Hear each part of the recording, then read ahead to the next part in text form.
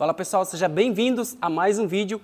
No vídeo de hoje eu vou te ensinar a fazer uma ferramenta que eu tenho certeza que você vai precisar um dia aí na sua oficina.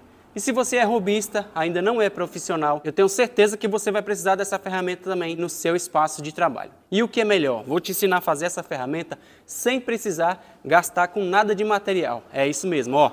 Só com sucata aqui de material você vai fazer essa ferramenta. Mas antes de começar este passo a passo, eu queria pedir o seu like. Caso você não tenha clicado, clica aqui no botãozinho de gostei, deixa um seu joinha para a gente entender que o conteúdo tá legal e poder trazer mais vídeos como esse aqui. Se não for inscrito ainda no canal, clica aqui no botãozinho de inscreva-se, acione o sininho de notificações em todas, porque sempre quando tiver um vídeo novo, vocês ficam sabendo. Agora vamos lá para o vídeo de hoje.